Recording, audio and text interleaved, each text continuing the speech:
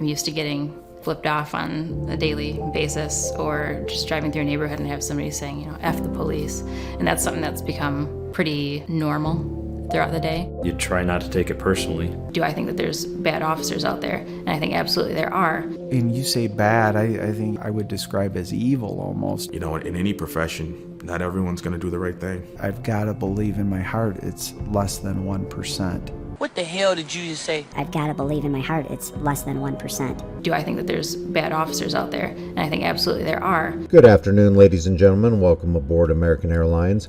We absolutely do have bad pilots out there. Absolutely there are. Most of them want you to arrive safely, but we do have some mavericks who want to nosedive right into a busy highway, and there's really nothing we can do about that. Well, what can you expect? Not everyone's going to do the right thing. Not everyone's going to do the right thing. And none of our good pilots seem to want to let us know who those bad pilots are. But we've got to believe in our hearts that it's less than 1%. I've got to believe in my heart it's less than 1%. So on behalf of the flight crew and American Airlines, have a safe flight, and here's hoping you got one of our good pilots.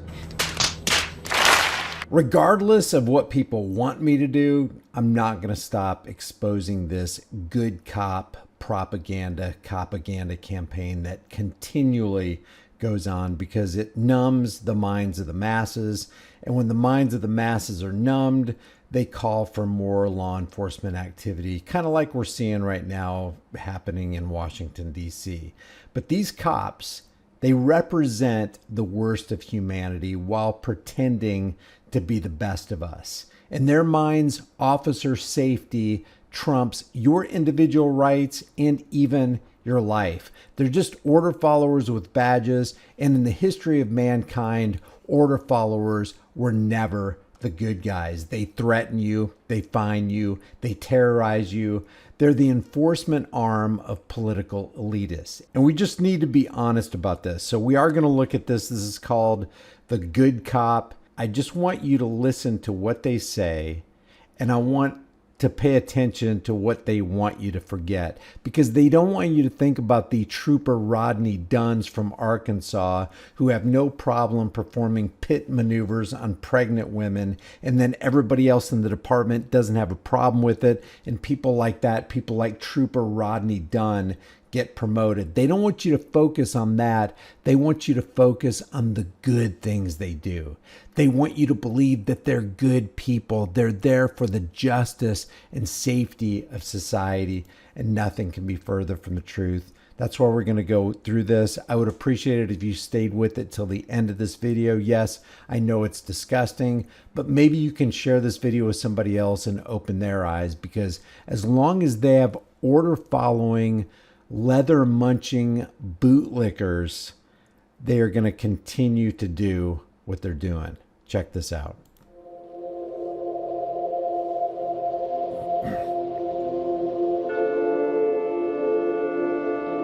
And of course, they start with the minor chord progressions to evoke emotions. This is all artificial. This is all propaganda.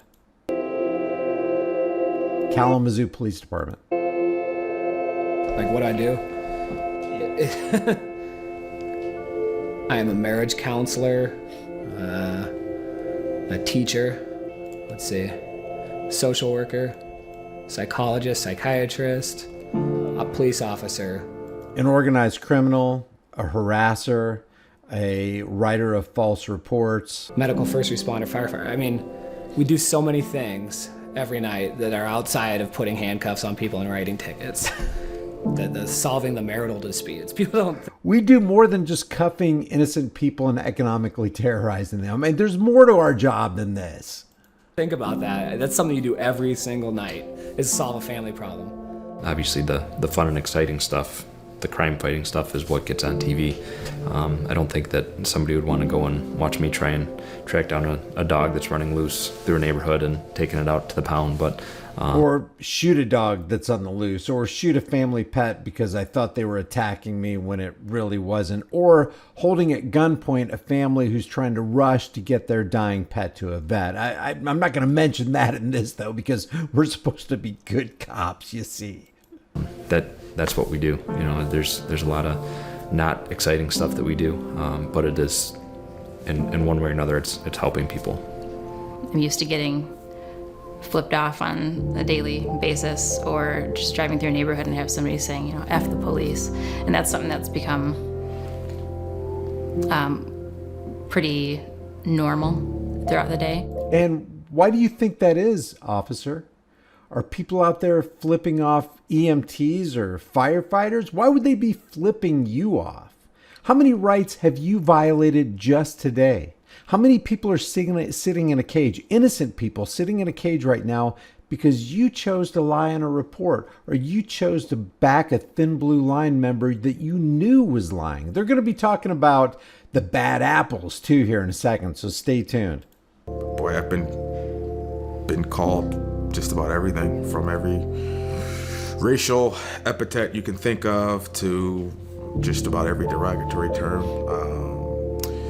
And so a lot of times, we're meeting people in crisis when they're at their worst. And so you're going to most times get their worst behavior, the worst things they can say. Maybe, Sergeant, just maybe, that's because you guys who wear uniforms and shiny badges are at your worst on the human spectrum as you encounter us. You try not to take it personally. That person has their own situation going on. Maybe they didn't want to go to jail on their warrant because their kid's birthday is tomorrow. We're put in a position a lot of times where we've got to make decisions that are going to affect someone's life, and may not affect just one person's life, but may affect several people's lives. So you're talking about when they're clearly probably violating policy, and we're talking about an officer assaulting someone type of deal. Yeah, what do you do, Sergeant? What do you do when you see a fellow officer violating the rights of somebody you're supposed to be protecting and serving? I will never just outright say I side with the officer. Do I think that there's bad officers out there? And I think absolutely there are. Oh, absolutely there are. Have you encountered any of them? What exactly would make a bad officer? What if an officer did something bad? What would you do? Would you step in to intervene? What if you saw a bad officer cuffing somebody, or making them sit on a curb like a dog, or making them sit along the roadside in a very dangerous situation in a very dangerous area as cars are zooming by at 60, 70 miles an hour? What would you do about that, officer? Have you done anything in the past? You acknowledge that there are bad apples. Who were they? Did you report them? What happened after you reported them? And you say bad, I think, I would describe as evil almost, or they get good at camouflaging that up. So we have to be better at uncovering it. In any profession, not everyone's going to do the right thing. Yeah, but Sarge, you got to admit, if you're being honest, that most professions can't have bad apples in them. Like American Airlines can't say, well, most of our pilots are good and they like to land, but we have some bad apples who like to crash into mountains. That's just the reality. And you get some people who just, for whatever reason, are going to do things they know they shouldn't be doing. But really? Hey, Sarge, have you ever turned any of those in? Have you ever written a report against them? Have you ever put the cuffs on those bad apples that you witnessed, that you acknowledge are in your department? No, you haven't, have you? I've got to believe in my heart it's less than 1%. You've got to believe in your heart? This guy is a bad apple. The other three that we've seen are bad apples. How do we know? Because they're order followers, and most laws are evil. So basically what they are, if they're law enforcers and most of the laws are evil, then they are enforcers of that which is evil, which means they took a profession, signed on the dotted line voluntarily to do evil things to their fellow man in the name of protecting and serving. That is disgusting. That's despicable. And if we're honest, that's law enforcement. In a very noble profession. And stay tuned, because underneath this video, in one of the recent posts, there's a 30-year law enforcement officer who weighs in. That are acting out in ways that bring such bad press, and legitimately bad press, to our profession. The number one issue for police agencies is trust and confidence with the community, and looking at ways that we can go from what some might term a warrior mindset to a guardian mindset. We should be guardian servants is the role of a police officer.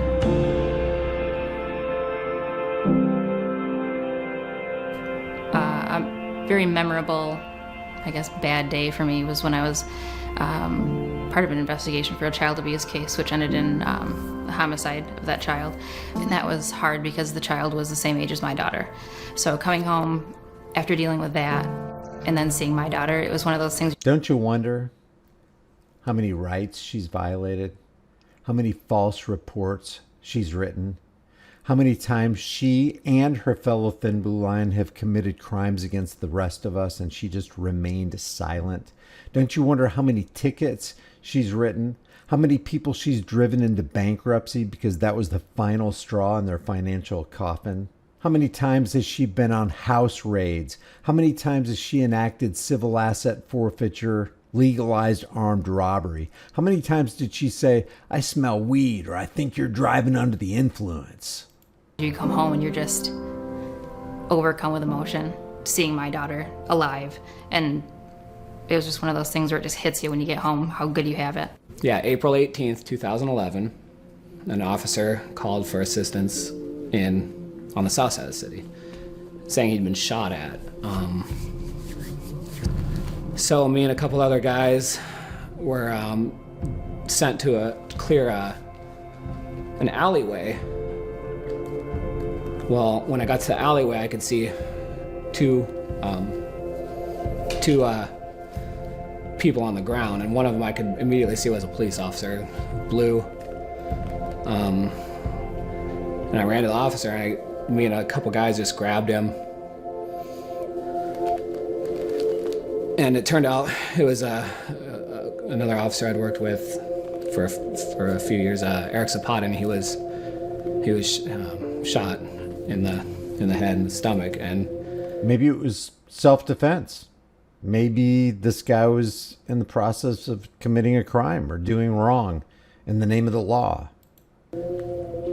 Even my closeness to that, actually, it's amazing what this propaganda does, because it actually cuts off and it neuters critical thinking, and people get swept up in the music and the emotion and the storytelling, and they never press the pause button to ask the question, but what if you were in the hallway with Philip Brailsford as he executed Daniel Shaver? What if you were there when Philando Castile was being murdered? What if you were there when Johnny Hurley was shot in the back after he saved the entire Arvada Police Department? What would you have done? And we know the answer to that question because dozens of officers are around when all of these heinous things happen, and none of them do anything to apprehend the criminal with the uniform, badge, and gun. Carrying him to the car, I couldn't. I still to this day can't even visualize what it looked like. And so that was pretty tough, and something I still every day deal with. Let me just show you what this 30-year veteran says in the comment section.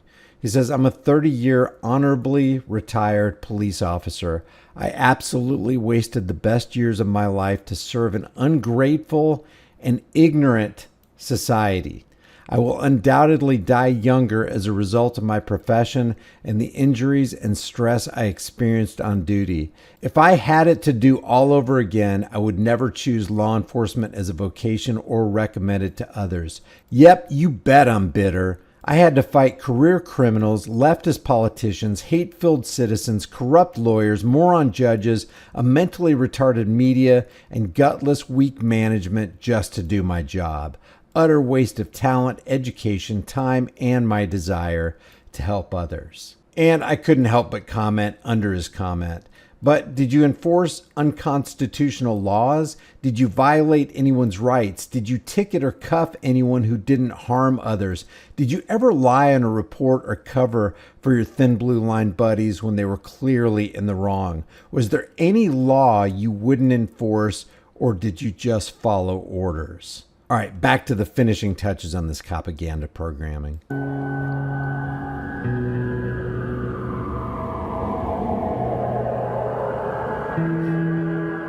Whenever they call, no matter who they are, whether or not we've had a bad encounter with them before, if they call the police, we come.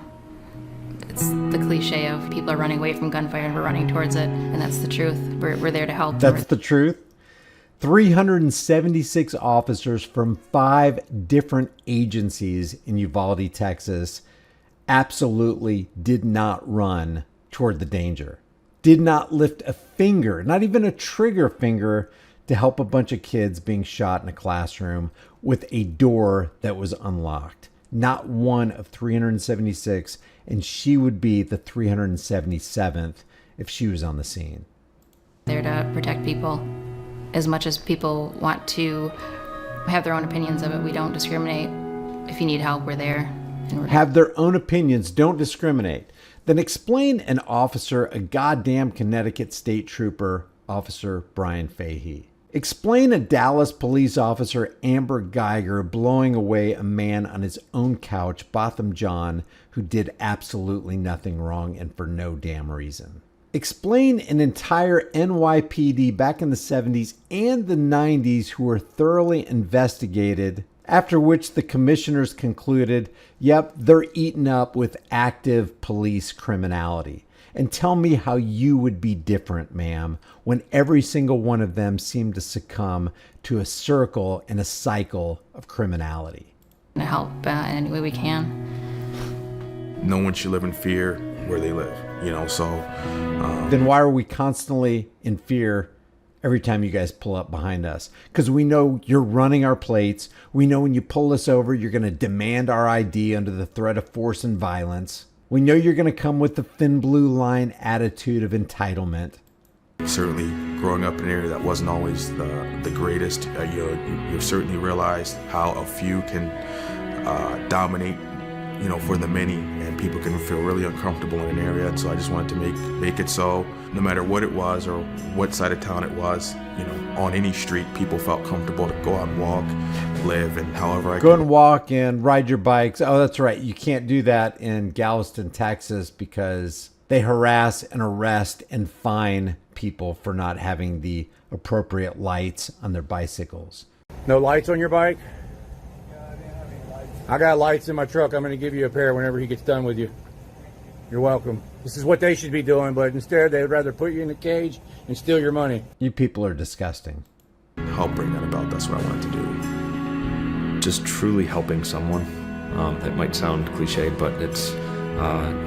It doesn't sound cliche. It just sounds like a lie. I think that's where you get the most satisfaction in this line of work. My experience has been overwhelmingly the majority of men and women that I'm working around truly want to serve, and they want to fill that capacity. Wait a minute, the majority? Shouldn't it be all?